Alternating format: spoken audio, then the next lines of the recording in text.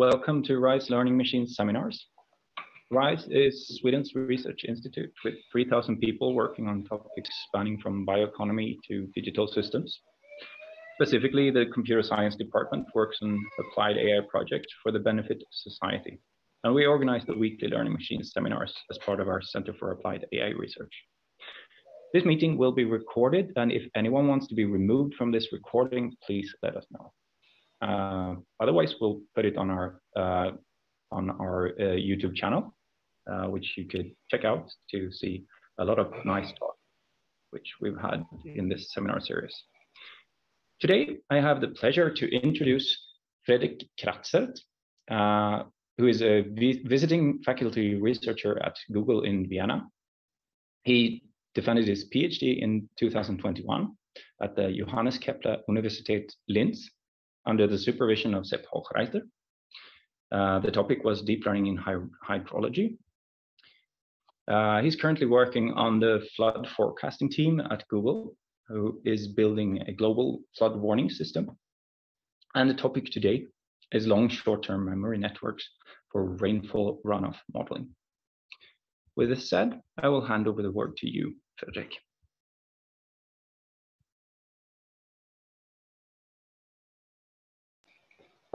Thanks for the introduction. Welcome everyone from my side. Yeah, as Olaf said, this will be about LSTM for rainfall runoff modeling. It will be more talk from the application side of deep learning in this hydrologic specific application. And as far as I understood, not everyone is a hydrologist or geoscientist in this audience. So I'm trying to get everybody on board with my introduction. So let's see.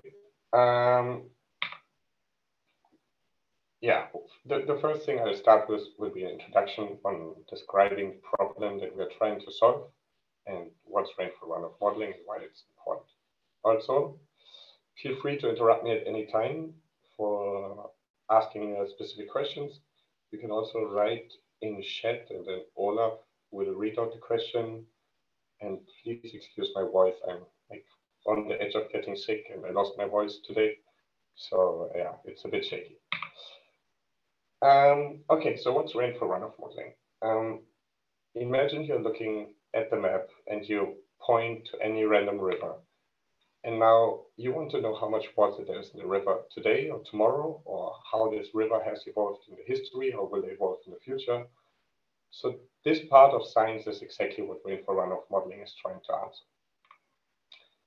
And as you can imagine, rainfall runoff modeling is important for a couple of reasons for society. And there are some more obvious reasons, which are, for example, flood forecasting, drought monitoring, and drought forecasting. But there's also water resource management for agriculture or hydropower. And as I mentioned previously, some probably not so obvious reasons is also that rainfall runoff modeling is used to estimate the future behavior of rivers under climate change. So for the rest of my talk, there are a couple of concepts that are important to understand and that I try to introduce on this slide. So what you're seeing here is the digital elevation map of parts of the Austrian Alps. And light colors mean higher elevation and dark colors mean lower elevations. So let's imagine we are interested in the discharge at the red point in the river. Now the stream flow at this point is influenced by only a specific area. And this area is called a catchment or a basin. And for simplicity, let's say this area is only defined by topology, meaning that any point of precipitation that falls within the yellow area will at some point reach the red point in the river or will be lost due to evapotranspiration, but it will not go to a river in a neighboring valley, right? So this yellow area is called a basin or a catchment. And in hydrology, probably the most common modeling setup, if we want to model the river stream flow at the red point, is to model this entire area what we call lumped, meaning that we average all inputs across space in the yellow area and model this entire thing as one entity. So we lose the information about where the precipitation falls. But up to a certain size of catchment area, this has proven to work quite well. So as you can imagine, depending on where we are in the world and on the environment and the climate, natural rivers behave quite differently. So you can see in the lower left in Arizona, we see the hydrograph. A hydrograph is the time series of discharge in a river. You see the hydrograph of an arid basin. So in arid basins, we have extended periods of complete dry fall, of zero discharge, and then with certain precipitation events, we have immediate spikes in the discharge signal. And then in the upper left, we see a catchment of the Rocky Mountains, a very typical hydrograph of a seasonal snow-influenced catchment. So we have very low flows during the winter period, and then during spring and summer, the snow melts, and we get the summer peak discharges. Now, if we want to model all of these hydrological systems, we need to incorporate a couple of different hydrological processes that influence the river in these areas, because in all of these areas, different hydrological processes are important. And if we want to build a model that can model all of them, we need to know and implement all of these processes together. At least this has been the case so far. So hydrologists over the last couple of decades developed a plethora of physics-inspired models. And the most common type of models is what we call bucket type models, or bucket type models. So here, different states in the real world, like snow or soil moisture, are represented as buckets or storages in the system. And then the transition functions between the inputs or in between the buckets are predefined by the user, by the hydrologist actually, by the model developers. And the entire model only contains a handful of parameters. And these parameters are then calibrated using some historical observations. And the inputs to these models are usually just precipitation and temperature. So these models then have to model all the processes. The output of the model is the discharge. So here, I think there are no hydrologists, so I'm probably not making myself unpopular here. But I would say over the last 2 or 3 decades, probably very little has happened in the space of model development and hydrology. And the models that are applied operationally in hydrology are still the models that were developed in the 70s or 80s of the last century. So let's have a quick look on the performance of hydrology models on like a large sample data set. So these kinds of plots, we will see a couple of them in my presentation. So I'll take a few seconds to explain them. What we see here is the cumulative density function of some models over hundreds of catchments of the NSE metric. So on the x-axis, you see the NSE, which is for all non-hydrologists, just the air square. So hydrologists like to give it a different name, but it's just the air square. So the NSE has an optimal value of 1.0, and a value of 0 means that the model is as good as predicting the mean, and everything below 0 means that the model is worse than predicting just the mean. Okay. So what we see here is the CDF of 2 different models, and both of these models were calibrated in 2 different ways. One is the dashed line. So here the hydrology model was calibrated for each of the basin in this data set individually. So the model parameters were adjusted for every of these basins individually. And the solid line is the same model, but the model being calibrated in a regional fashion, meaning that we have a second, what we can call like a meta model. And this model receives some auxiliary inputs, or it learns some transfer functions, and then giving these auxiliary inputs, it outputs the parameters of the hydrology model. So it's it's basically one model that is calibrated on all of these hundreds of basins together. And what we can see is that if we look, for example, at the median, which is the horizontal line at 0.5, if we then look at the NSE value of these different models, we can see that, and that's true in all of hydrology, that the per basin calibrated hydrology model is much, much better than the regional calibrated counterpart. Even though it's the same model, it's just a different calibration scheme. So you might wonder, why are regional models important? So this is actually a very good link to my work at Google. The reason, one reason actually, is for example, flood forecasting. So floods are the #1 most damaging and most dangerous natural hazard, affecting hundreds of million people every year, causing between 1,000 and tens of thousands of fatalities and cost more than 10 billion of economic damage per year.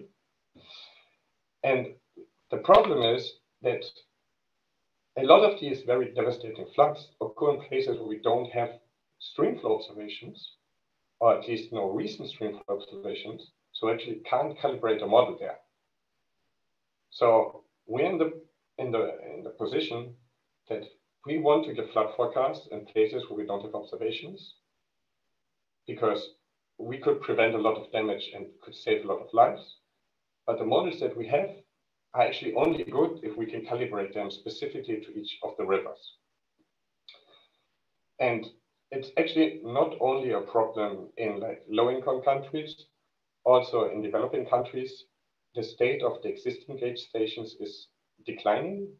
So this problem will become more and more severe over the next years and decades.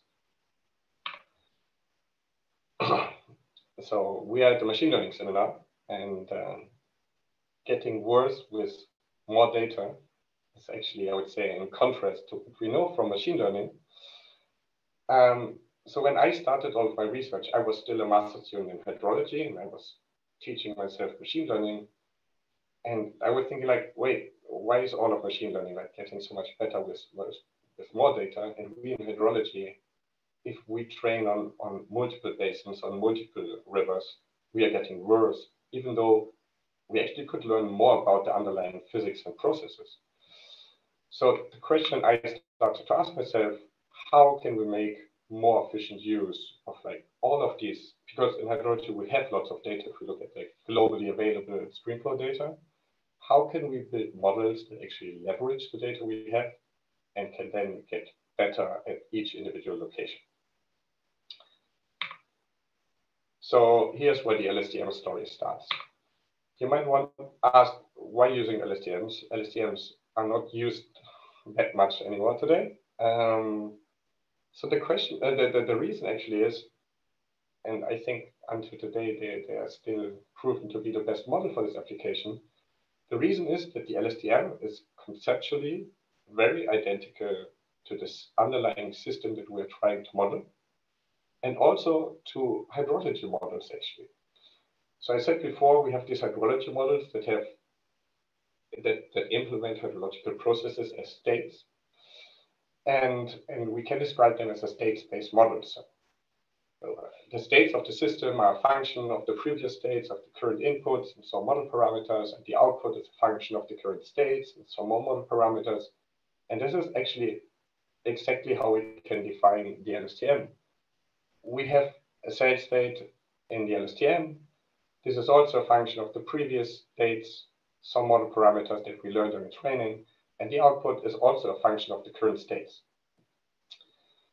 And actually, when I started to learn about machine learning, and then there was the lecture about LSTMs and recurrent neural networks, I saw this similarity, and I thought like, okay, let's try it, because to me it seems like the LSTM is a very good fit for the hydrological application, with the benefit that we don't have to decide upfront which hydrological processes are important in the catchment and which hydrological processes we want to include in our model.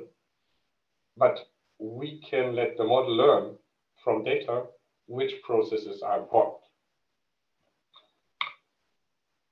Now, I'm skipping I'm not skipping, I'm jumping a few steps ahead and already tell you the difference of LSTMs compared to hydrology models, which is if you train LSTMs correctly, and I will come to that in a couple of slides, the LSTM is actually able to leverage information from being trained on multiple rivers and getting substantially better than if you train individual LSTMs for each river.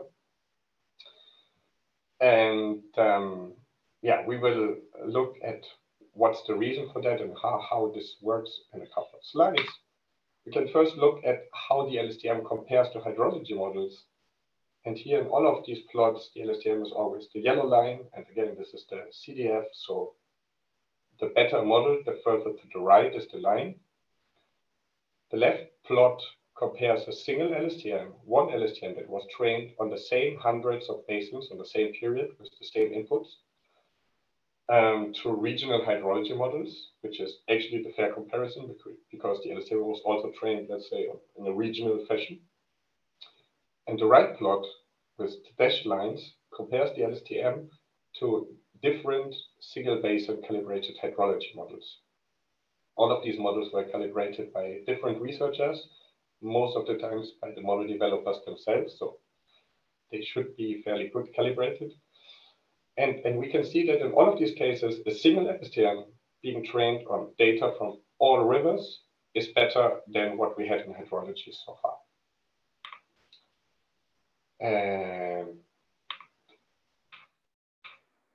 Sorry, these slides were there. The next thing that I then asked myself is, how good is the LSTM actually predicting in rivers that were outside the training data? Because one of the most heard critique I got at the beginning of my PhD from the hydrological community was that LSTMs, machine learning models, are only fitting training data. They are not being able to generalize to unseen rivers. They are, they don't understand the system, all of this. So I said myself, one of the best ways to test it is to hold out a set of rivers, train a model of all remaining basins, and then see how well does the model perform in what we as hydrologists call ungauged basins. So this is actually the even more stringent test and the better test for what we at Google currently are doing. So what we see in this slide is the LSTM from the previous slide being just a yellow solid line, compared to an LSTM that was trained on a k-fold cross-validation, with always keeping one fold out and training on the remaining folds and then validating on the holdout basin set, which is the yellow line with the asterisk markers. And then we have two hydrology models here for comparison. Both of these models were calibrated for all of these rivers. So we have the solid, the dashed line, which is the Sacramento model, which is like a benchmark model being part of the data set that I used. So this is actually an ensemble of 10 models being calibrated for each river individually.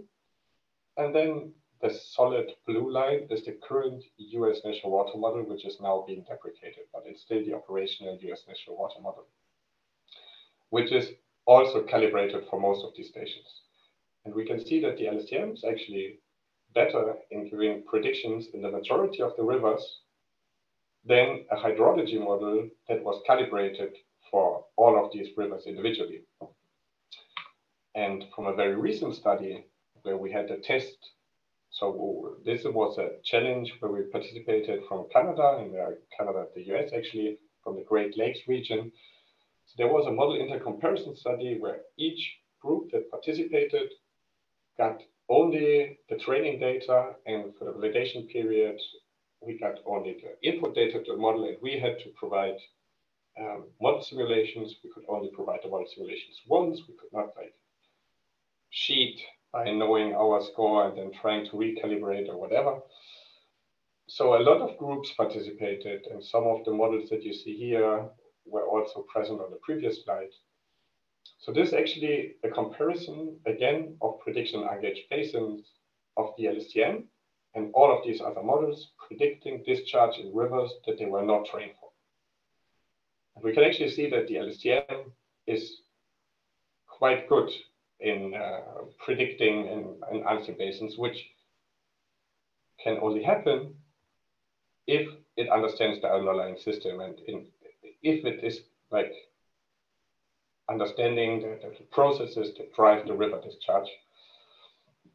So, question. In this, yeah, sure. So could you say a couple of words of how the traditional hydrology models are calibrated? How is that process carried out? Yeah, so these are mostly non-differentiable models. So they use various different calibration methods ranging from genetic algorithms. I think that the most common optimization strategy used is a DDS algorithm. So, but basically it's like generating a set of model parameters, doing inference in the model, seeing how well each model parameter set hits, and then adjusting the model parameters. So yeah, not by differentiation. Yeah, so that takes some computation. Right. So actually, that's a very good point.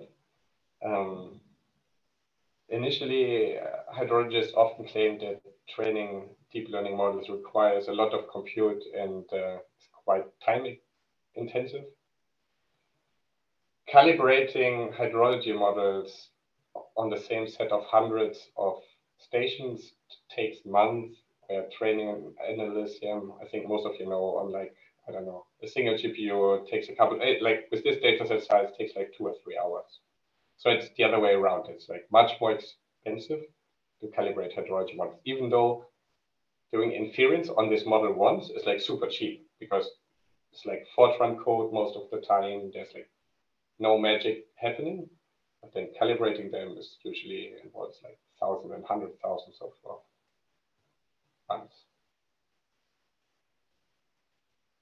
Any more questions?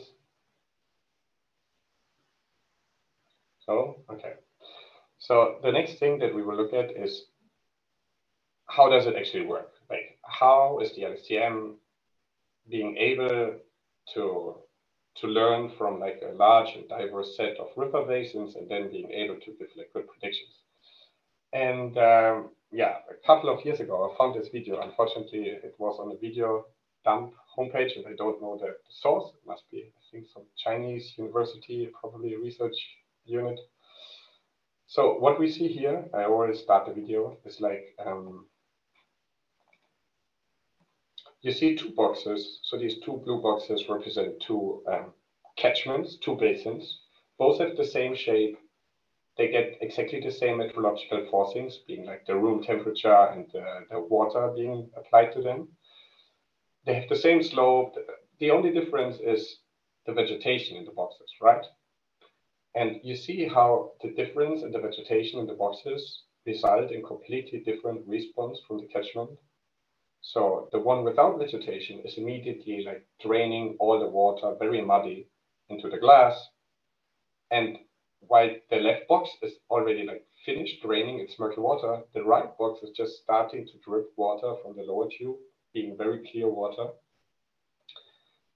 So the only way how a model that has to model both of these boxes and gets as input meteorological forcings, which is like the usual input in hydrology models, is able to learn how the boxes should like react, is if we provide additional like static catchment attributes, or some additional information that box A has no vegetation, box B is like a dense forest that absorbs a lot of the rain and like buffers the response.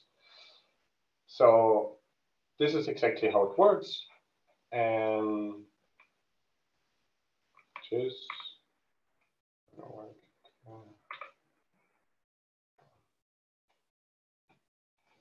sorry. I think it should be slide 21, right?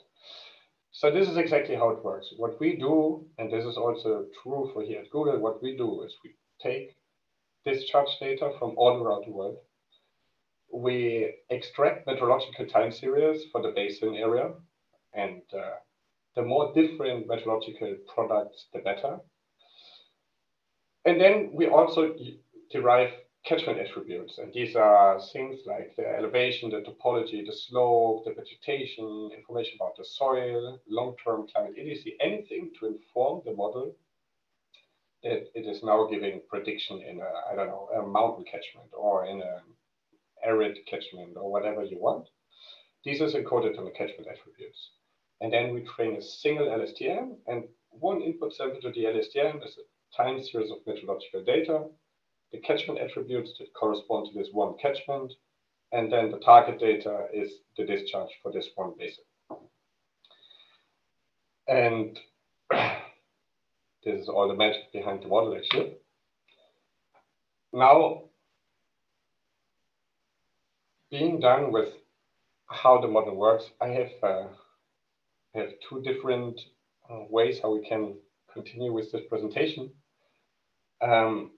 One is work on model interpretability, that I've spent considerable amount of time in my past to look at what the model actually learns about the underlying processes.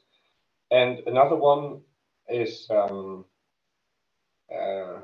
one that I like to talk a lot about, which is why you should never train an LSTM actually for a single river, like what hydrologists used to do with the hydrology models.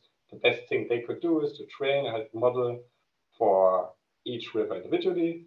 While with LSTMs, you should actually never do this. Like, not only is it worse, but it has certain problems. And I don't know if we can like use the chat, and I give you like 10 seconds and you write A or B. And if you write A, we will do model interpretability. If you write B, we will continue with why you should never train a single basin LSTM. Let's see if we get some replies. I will take the majority vote.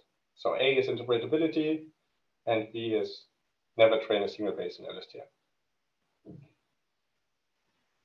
Okay, I'll give you like 10 more seconds.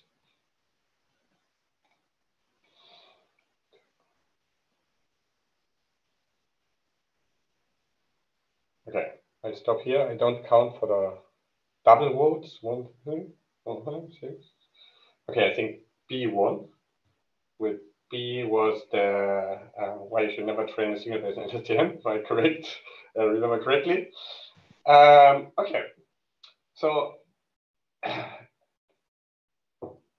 the point here is that LSTMs, like I heard and talked earlier this week actually, that in almost 50% of all hydrology papers that are published now, LSTMs are actually being discussed.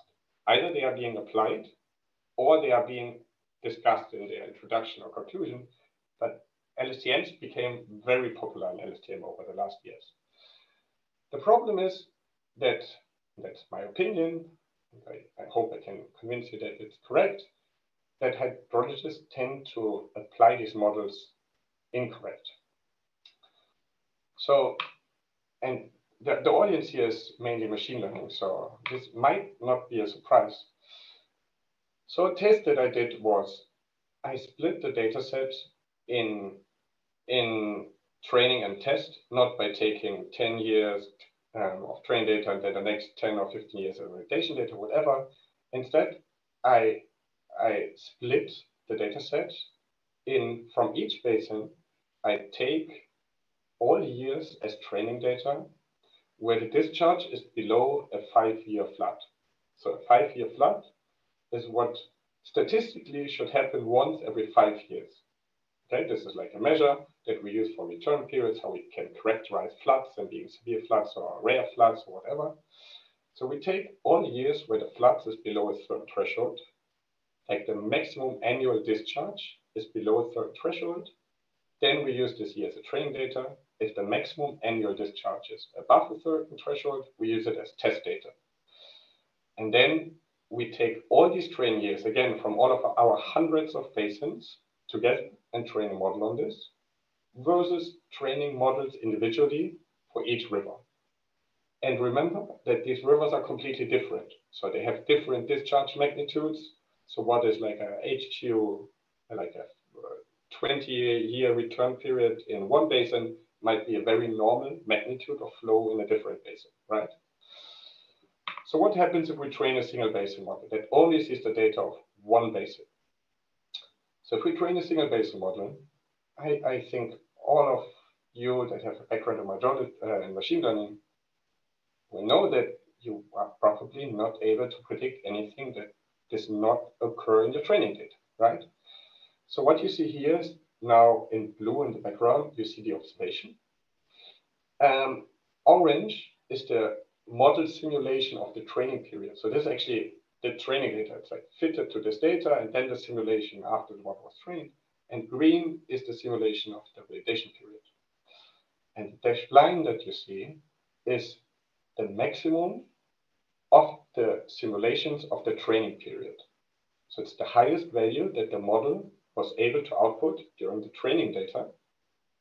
And what you can see is that it is basically not able to predict any value higher than this threshold in its test data, which I would say it's no surprise, right? It's like the model has never seen anything larger than this. The LSTM has a couple of saturation functions. It just doesn't know, like probably the precipitation input is much higher than anything it has seen during training data. And this would just diminish in the input activation functions of the LSTM. So anyway, you get this picture. Now, if you train an LSTM on the same data split, but you train like a regional LSTM again, being one LSTM being trained on hundreds of basins with additional static attributes to inform the model of the different kinds of catchments, and then also the meteorological forcings, you get this picture. So what we can see here is that the model is actually able to consistently predict values higher than the maximum training simulation of this one basin, right? So the horizontal dashed line is the maximum discharge amount this model was able to predict in this basin during the training period. And then in the validation period, it sees higher peaks. And again, why does it happen? Because it has seen a couple of flows that are much higher in magnitudes in different basins. And because we train a model on all of this data together, we inform it on differences and similarities between the catchments, it is able to transfer this knowledge into this basin. So it doesn't have the saturation point. As an asterisk here, it still has the saturation point, but only in the basin with the absolute very highest discharge. There, the saturation still exists. But in all basins where flows are below this threshold, like below this maximum observed discharge during the training period, we basically don't observe any saturation in the model at all. And like a fun fact in our data that we have in Google, where we train on a couple of thousand gauges there, we have a handful of gauges that has significantly, like individual peaks that are significantly higher than anything that happens anywhere else in the world. And these, I think it's 5. These 5 gauges raise the saturation threshold that high that the 99.9% of our gauges, we never hit the saturation point of the model. So here's the evaluation of this 2 different sets of models, the regional model in blue and the single basin LSTMs in orange, over different flood peaks. We don't need to go into the details here. The thing that this figure should tell you is that with higher or lower probability floods, being like the HQ5 has a 5-year return period, the HQ25 is 1 flood that statistically appears 1 every 25 years, and so on. So the further to the right, the lower the probability of an event. The error of the regional LSTM is consistently lower than the single basin LSTM, which is just what we've seen in the last slides. The difference that I've shown initially of the NSE, like the R squared between the simulation and observation, is not only explainable by the peak flow differences. The regional LSTM is better in any metric than the single basin LSTM that we usually evaluate models on. So it's also better in low flows, in mid flows, in the timing of the peaks. So the model is really getting like a lot out of being trained from the river, and not only that it's better to predict the peaks. So there's a question in chat. Yes. What should be preferred? Train data should be based on threshold or simply split the time series as number of years? You should definitely like train the split on the time series. What I did here was to do the extreme, just to like demonstrate the problem of the saturation. Ideally, you train the model on as much data as possible and include as high as peaks as possible. At least in our application for flood forecasting, we certainly want to include a lot of high peak floods also in the training data. So this is what I mentioned initially. We did like a literature research on recent publications in hydrology, all being published in 2029. So the bar plot is just publications mentioning LSTMs over the last couple of years. And from like a literature research that we did on papers being published in 2021, around 80% of the papers applied the LSTM as a single basin model. Again, and this is no surprise because this is the state of the art, the best practice for any hydrology model. This is what hydrologists have done for like the last decades, actually forever. So the very standard model setup is taking one basin and comparing two different models. And now, because everybody starts to use LSTMs, what hydrologists do is just apply the LSTM the same way, and then getting good or not good results. And yeah, only a small fraction of papers actually doing the regional model stuff, of which like 20% of these 20% of 20% papers from like my group and colleagues, and the other 20% is like a group from Penn State University, who is also publishing a lot in this direction. Yeah, so that's a bit frustrating as a reviewer in this field currently, because you have to argue a lot, and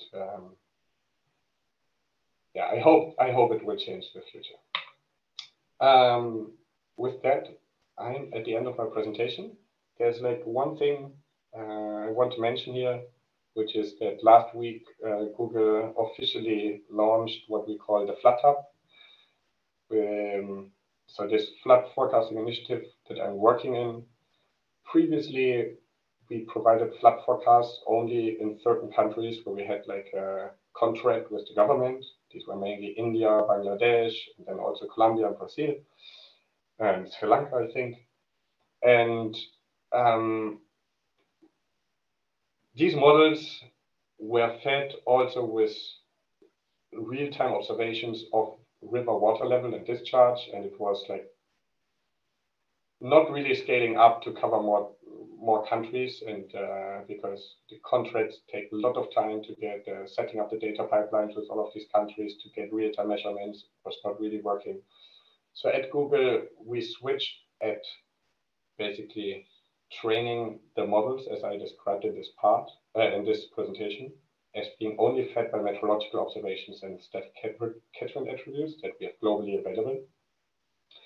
So we are now able with this model to actually give flood forecasts everywhere, right?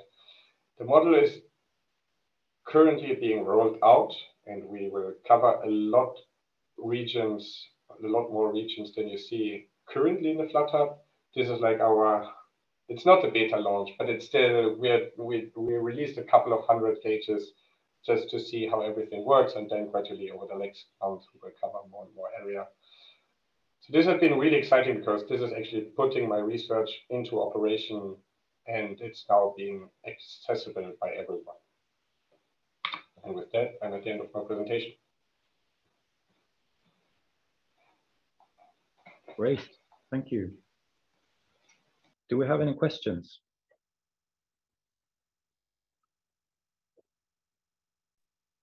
Perhaps I can start with a couple of questions. So you described the model and the LSTM. Perhaps you could mention a few more words on how what are the inputs specifically, the features, and how are they encoded? Right. Okay. So we provide two different sets of inputs to the model. One are the dynamic time series meteorological data. So this is, for example, the time series of precipitation over the last year. So actually it's 1 year. So to make the prediction for today for the next 7 days, what we do at Google is we provide the last year of meteorological data, being precipitation, being temperature, being solar radiation, vapor pressure, a lot of the stuff that you get from these global climate models of these global meteorological weather products.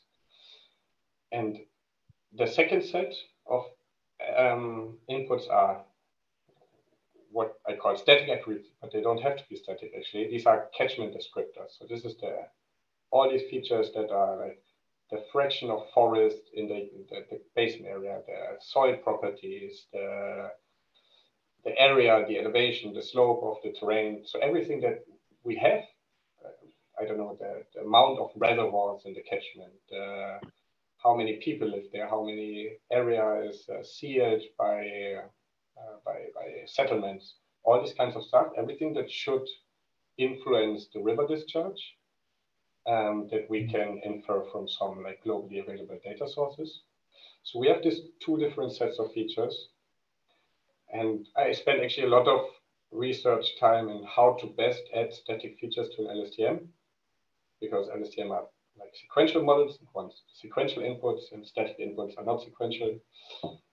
Turns out that the best way how you can use static inputs is to just concatenate them to the dynamic inputs at every time step. And we actually, so we have an embedding network because we have like a couple of hundred static features. So we embed them to like a lower dimension and then concatenate them to the dynamic features, but the dynamic features are not embedded at all. So it's the raw time series, like normalized, but the time series of meteorological input data, an embedded signal of the static catchment attributes, and that's it. We can, like, the architecture is a bit more like some more tricks. We can go into details if you want. We can see if there are other questions. What is the time resolution in the model? Yeah, so currently the time resolution in the model is of our operational model. The global model is daily. We have some local models that run an hourly time resolution.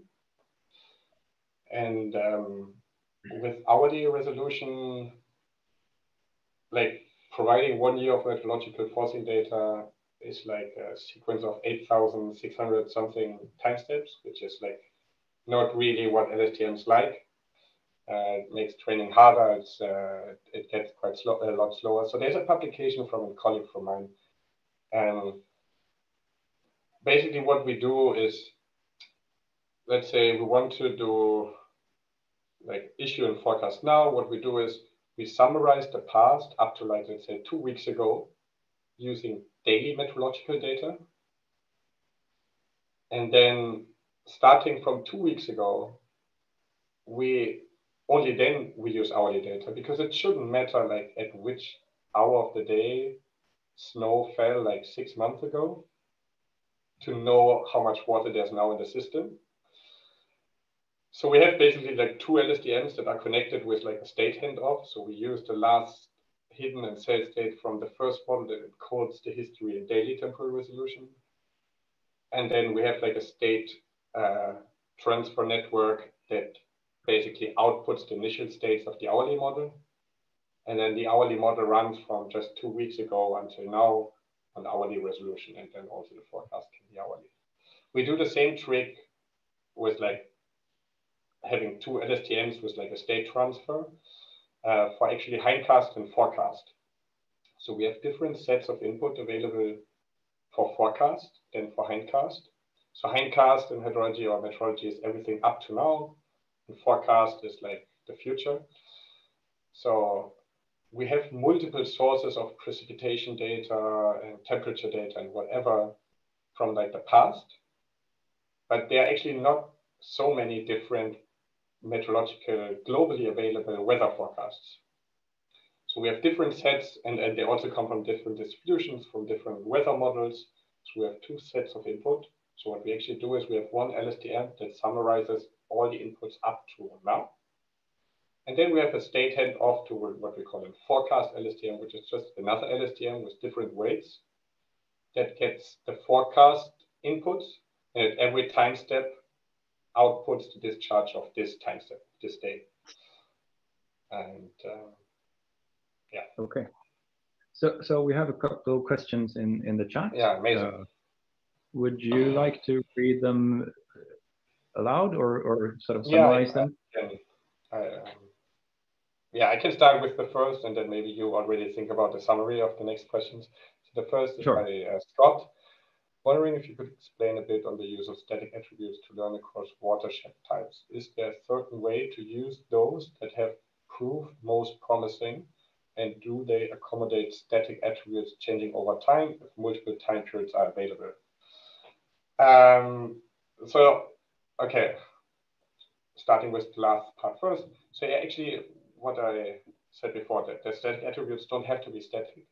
They could be, for example, a rolling mean being recalculated every 3. So I said some of the static attributes will probably not change, like the elevation, the slope, or whatever. But we have some static attributes that are long-term climate indices, like the mean temperature over multiple years or days, and the mean amount of precipitation falling in the region, because all of them cross-correlate with the vegetation and the environment in this area. So for sure, you could recompute them every 3 or 4 years or whatever, or like as a rolling window, and use this as static attributes. And we actually done this. The thing is that the academic data set that we use for most of our publications, there's no statistically significant trend in the data. So there is no severe dryness happening or something that actually changing. So actually for this data set, it was never useful to do this. I'm quite sure that if we would have longer data sets with a longer look back, or also like going into the future, that's definitely the right thing to do. Great. So perhaps I can summarize the next question. It's about typical reviewer questions are, what can we learn with LSTMs? But rather, could you shed some light on what we cannot learn with LSTMs? Do you have some experience on that? Yeah, so we certainly cannot learn anything that's not available in the data, right? So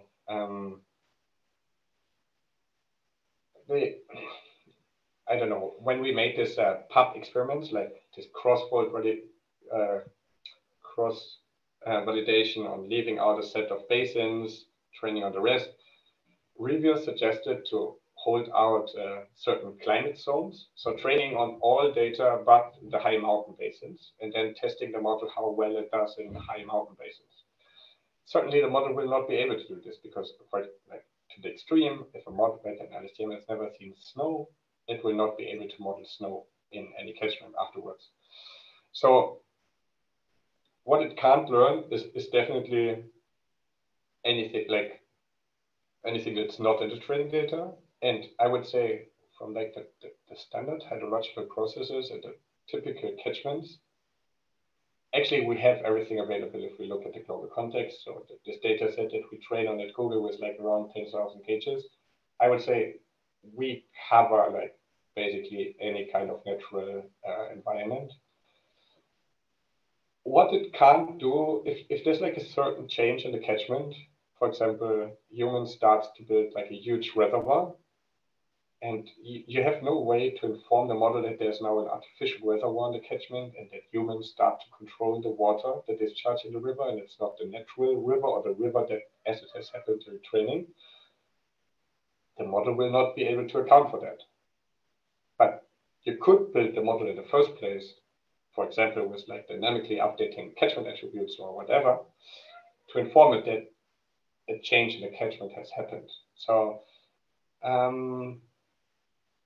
yeah, on the case of like predicting discharge giving meteorological data, I'm not so sure yet that I know what this model is not able to do. Like it certainly has problems. It is not really good in predicting in arid catchments. So these spiky catchments that are zero most of the time, then have individual spikes. But these are also very problematic for any other kind of model, also for classical hydrology models. And also there, the LSTM is better than hydrology models, but I'm not happy with the performance of the model there. So there's certainly work to be done.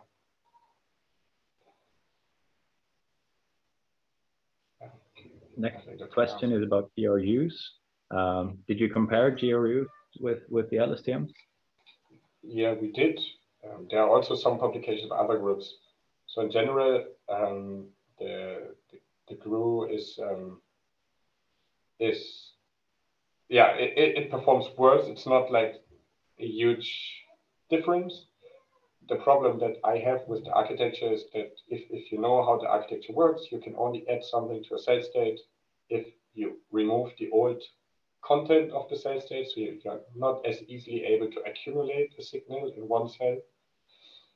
But this is exactly what we want to do. So if we want to accumulate snow, this is like adding the precipitation input at every time step where temperature is below zero, for example. So with an LSTM that can be modeled with a single cell. With the GRU model, you need at least two cells, and then always write the content of this one cell in a different cell and add something. And then, because to add something to a GRU cell, you first need to remove something. Performance-wise, there's very little difference, but because of this, we stick with the LSTM because I like the fact that you don't need to like shuffle around information so much. I have a follow-up question on that. Did you compare with any other model architectures? You can model sequences with a transformer as well, and also with a convolutional. So actually, yes, the transformer question, I thought it would come up here. We did. We did it a while ago, and we didn't repeat this experiment with our like most up-to-date, largest data set. So it certainly is something that is on the to-do list. On this academic data set that we used to do all of our papers with, transformers were considered like they were better than hydrology models, but statistically significantly worse than LSTMs. Being in the order that it's not like a huge gap as with the hydrology models, but it was consistent and significant. So maybe it's because the data was not too much and the inductive bias of the LSTM model for this application was still the dominant factor. But this is definitely an experiment that we are about to repeat because I don't know, from all other fields, at some point the transformer should be better.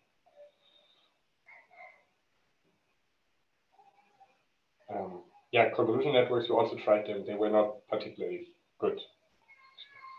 Temporal convolution. Okay, the next question is, do you have some insights about why LSTMs perform poorly in specific basins or regions? So, yeah, one is the arid basin stuff. This also is coupling to the next question, which is why machine learning models are failing in arid areas. Again, also hydrology models fail there. So it's like the kind of basin is particularly difficult. I think, so this needs some explanation. So the time series is zero most of the time, and then has like individual spikes. The NSE is a metric comparing the simulation to the mean prediction. The mean prediction here would be like to the baseline model, the R square, the baseline model is the mean prediction. So the mean prediction would be close to zero. So this is very hard to beat if you're predicting arid basin that it's like 364 days a year, zero. You get very easy a bad metric just by being slightly off, because just predicting zero is already, it provides a very good metric, right? And then what happens here is that you get all the time like little precipitation, some temperature, and then at some point, there's an immediate spike, right?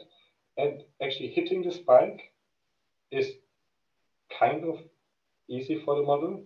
but getting the right magnitude of the spike is what's the problem.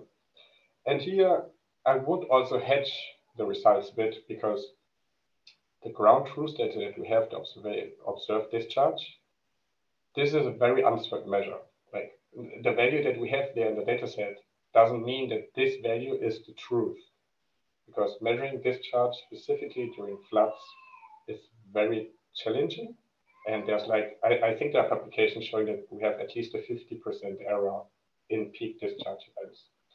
So yeah, it's a bit a question, like how good do we want to get? Because at some point we can't get much better, because it's just within the uncertainty of the data.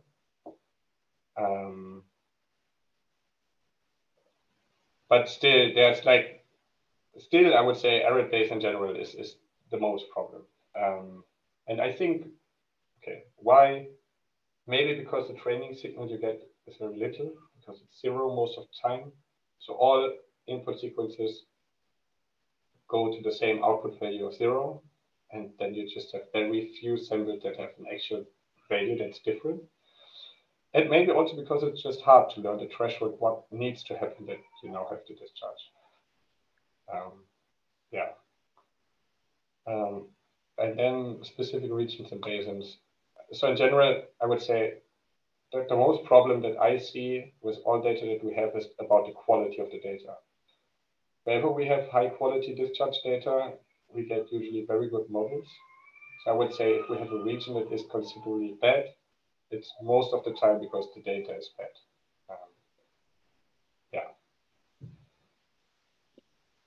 So perhaps we should round off the seminar there. Thank you very much for this presentation and for this discussion session, which was performed mostly in the chat. But I think it works. So for those of you who wants to know more about Google's work, I know there's an interview with Stella Mabel, who perhaps is a colleague of yours. He's actually my manager's manager. Yeah, he's my boss. Yeah, so there's an interview with him on the Talking Machines podcast from a while back. So I guess if you want the updated information, you should have attended this seminar instead. Otherwise, welcome back in 1 week. We'll have Mohammed Osama, who is at Aptiv. The topic next week will be robust risk minimization for statistical learning from corrupted data. So welcome back then, and thank you very much for this interesting talk. Yeah, thanks again for inviting me. Just like one last sentence, if there's any other question, feel free to contact me via email or Twitter, and I'm happy to answer any question. Great. Thank you. Goodbye, everyone. Bye-bye.